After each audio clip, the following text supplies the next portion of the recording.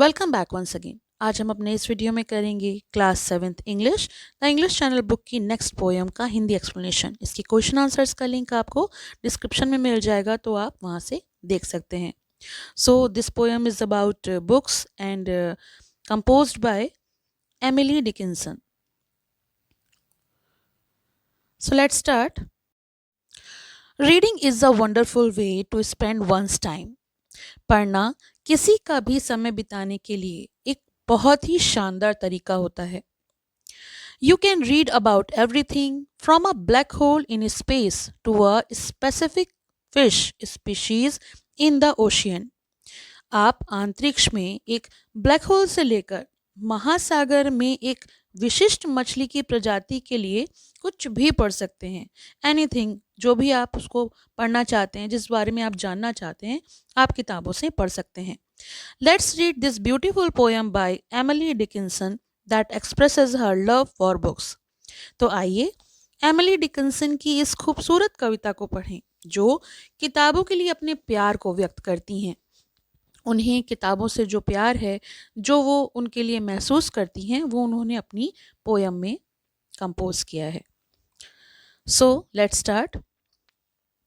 There is no frigate like a book to take us land away. कोई जहाज किताब जैसा नहीं होता जो हमें दूर देशों की सैर कराए या दूर देशों तक लेकर जाए। यानी फ्रिगेट जो है वो एक प्रकार का गार्ड शिप होता है, हमारे बाकी नेवी में जो शिप्स होते हैं उनके साथ चलता है। लेकिन कवित्री किताबों की तुलना इस फ्रिगेट से इसलिए करती हैं क्योंकि वो ये बताना चाहती हैं कि किताबें हमें दूर दराज देशों की अनोखी दुनिया में ले जा सकते हैं, लेकिन जहाज जो है वो हमें शारीरिक यात्रा कराता है और किताबें हमारे मन और कल्पना की यात्रा को कहीं भी ले जा सकती हैं। आप किसी भी जगह की सैर कर सकते हैं through the books. Nor any courses like a page of parenting poetry.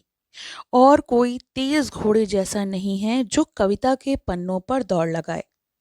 कोर्सर्स का मतलब होता है तेज दौड़ने वाला घोड़ा। डिकिंसन कविता के पन्नों की तुलना, उनका कंपैरिजन इन घोड़ों से करती हैं जो पाठकों यानी पढ़ने वालों के लिए एक रोमांचक यात्रा पर ले जाता है। कविता की लय और उसकी गहराई एक उत्साहित करने वाली, एक एक्साइटेड करने वाली एक्सपीरियंस से होती है। जैसे घोड़े खुले मैदान में दौड़ रहे हैं, वैसे आप इन पन्नों को पलटकर कहीं भी जा सकते हैं या कुछ भी पढ़ सकते हैं। This traverse may the poorest take without oppress of toll. यानी ये यात्रा सबसे गरीब भी कर सकता है बिना किसी कर या बोझ के या बिना किसी पैसे को चुकाए। तो यहाँ पर इन दो पंक्तियों में कवित्री कहती हैं कि किताब की पहुँच की बात करें तो वो बहुत दूर तक है, सबसे गरीब व्यक्ति भी इसे अफोर्ड कर सकता है।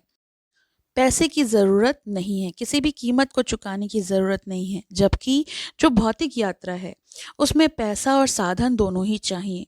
इसके अपोजिट जो बुक्स हैं वो हमें ऐसी यात्राएं कराती हैं जो मुफ्त में होती हैं, उसके लिए हमें पैसे को खर्च करने की ज़रूरत नहीं होती। How frugal is the chariot that bears a human soul. कितनी सस्ती है ये सवारी जो किसी भी मानव आत्मा को कहीं भी किसी भी दुनिया में ले जा सकती है। मीनिंग कि ये जो रथ है, ये जो चैरियट है, वो एक ऐसा माध्यम है। चैरियट मीन्स होता है रथ, और डिकिंसन किताबों को एक सस्ती और सरल सवारी बता रही हैं जो मानव आत्मा को यात्रा कराने के लिए कहीं भी ले जा सकता है। किताबें हमें ज्ञान, अनुभव और हमारे को जो भावनाएं प्रदान करती हैं उसमें बहुत बड़ी लागत नहीं लगती, बहुत ज़्यादा पैसे की ज़रूरत नहीं पड़ती। तो जो बुक्स हैं उनको उन्होंने कंपेयर किया है कि अगर हम चाहें, यानी एक गरीब व्यक्ति भी उसे अफोर्ड कर सकता है और किसी भी दुनिया में जा सकता है, कोई भी ज्ञान प्राप्त कर सकता है।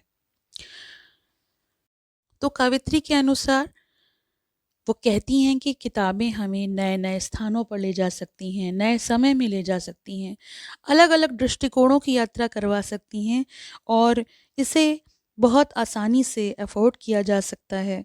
कोई भी व्यक्ति इन्हें पढ़ सकता है, चाहे वो व्यक्ति अमीर हो या गरीब हो, और किताबों का जो मोल है, वो तो हो ही नहीं सकता क्योंकि किताबें अनमोल हैं। और यही बात किताबों को सबसे अनमोल साधन बताती हैं जिससे कि मानव विकास हो सकता है। तो ये तो हमने किया इस कविता का हिंदी अनुवाद। आपको कैसा लगा ये मुझे कमेंट बॉक्स में आप लिख कर बता सकते हैं। पसंद आया हो तो लाइक करें, शेयर करें और चैनल को सब्सक्राइब करना ना भूलें। बेल आइकन प्रेस कर लें जिससे कि आपको आने वाले वीडियोस की न्यू अपडेट्स मिलते रहें। ये बुक ऑलमोस्ट फिनिश हो गई है तो इसकी प्लेलिस्ट लिंक भी आपको डिस्क्रिप्शन में मिल जाएगा, तो आप बाकी चैप्टर्स भी वहाँ से देख सकते हैं। Thank you for watching. Have a nice day. पसंद आया हो तो लाइक करें, शेयर करें और चैनल को सब्सक्राइब करें।